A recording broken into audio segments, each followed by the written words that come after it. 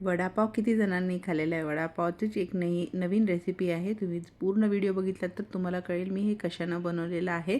इतकी चांगली स्वादिष्ट रेसिपी बनलेली आहे. वरतून क्रिस्पी आणि मध्ये सॉफ्ट, इतकं चांगलं वाटते. टेस्ट पण खूप चांगली डिश आहे आणि हे पूर्ण व्हिडिओ बघितल्यानंतर तुम्ही जरूर करून बघा, तुम्हाला पण आवडेल. आणि आणि हे ज्याच्याने बनवले ना ते तर खूप हेल्दी चीज आहे. आलू नाही ह्याच्यात. आणि कशाने बनलेलं आहे तुम्ही पूर्ण व्हिडिओ बघून मला कॉमेंट करा प्लीज. आणि त्याच्यानंतर बेसनचं आपण इथं स्लरी बनवून घेऊया. बेसनचं पीठ घ्यायचं, त्याच्यामध्ये मीठ, खायचा सोडा घालायचा. प्रमाण आता तुम्ही कमी जास्त करून घ्या तुमच्याप्रमाणे. मी ह्याच्यामध्ये थोडंसं ओवा घातलेलं आहे स्वादानुसार. आणि ह्याच्यात मिरची पावडर, मीठ घालून चांगलं पाणी घालायचं भरपूर. आणि जसं आपण पकोड्यासाठी पीठ भिजवून घेतो सेम तसंच थोडंसं पातळ असं लिक्विडी टाईपमध्ये राहायला पाहिजे. त्याच्यानंतर हे बनलेले आहेत रताळू. उपवासाला आपण जे रताळू खातो त्याच्यानेच. रताळू इतके हेल्दी असतात.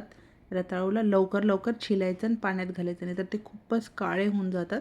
त्याच्यासोबत मी 2 आलूसुद्धा घेतले सेम प्रमाणात घेऊन चांगलं ची कापं करायची आणि स्टीम करायला ठेवायचे. खाली एका भगोन्यात 2 ग्लास पाणी घालून चाळणीमध्ये ठेवून स्टीम करून घ्यायचं. 10 ते 15 मिनटात ते चांगलं मऊसर होऊन जातात. त्याला चांगलं मॅश करून साईडला ठेवून द्यायचं. आता त्याच्यानंतर आपण करू ते फोडणीची तयारी. फोडणीसाठी इथं कढईमध्ये तेलामध्ये मोहरी घालायची, जिरा घालायचं. मोहरी, जिरा, धने, थोडंसं हिंग,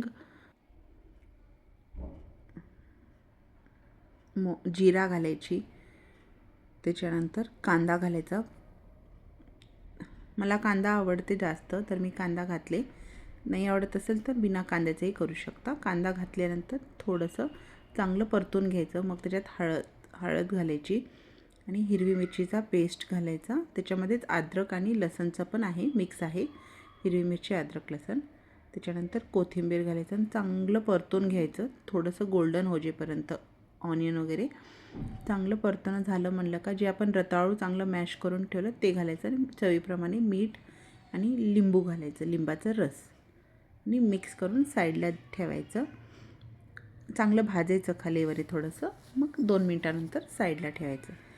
मग आपण इथं घेतलेलं आहे ब्रेडमध्ये फिल करण्यासाठी. ब्रेडचे साईडचे सगळे काप करून घ्यायचे आहेत आणि वाईट जे पोर्शन आहे त्याला चांगलं चपातीच्या म्हणजे बेलनने चांगलं लाटून घ्यायचं. थोडंसं पातळ करायचं त्याला, जे थिक्क असतं ना थोडंसं प्रेस करायचं. त्याच्याने चांगलं रोल पण होते आणि बाइंड होते, चांगलं कवर होते. नाहीतर ते फाटतात म्हणजे तुटतात, ते असं मध्ये मध्ये क्रॅक्स येतात. त्याच्यानंतर जे आपण मिश्रण करून ठेवलेलं आहे ते त्याच्यामध्ये भरून चांगलं रोल करून घ्यायचं. असे सगळे तयार करून ठेवून घ्यायचे. तुम्हाला जर ते रोल होत नसेल तर साईडला थोडंसं कडेनाला पाणी लावून पण चांगलं रोल करून घेऊ शकतो. असं सगळे रोल्स तयार करून ठेवायचं. मग बेसनच्या घोळमध्ये चांगलं मिक्स करून तळून काढायची. मिरचीचे भजी आपण कसं तळतो सेम तसंच होतं, फ्लफी होतात छान. तळून घ्यायचं. आपले हे वडापावचं नवीन प्रकारे आपण घरातच तयार करू शकतो. टेस्ट करा.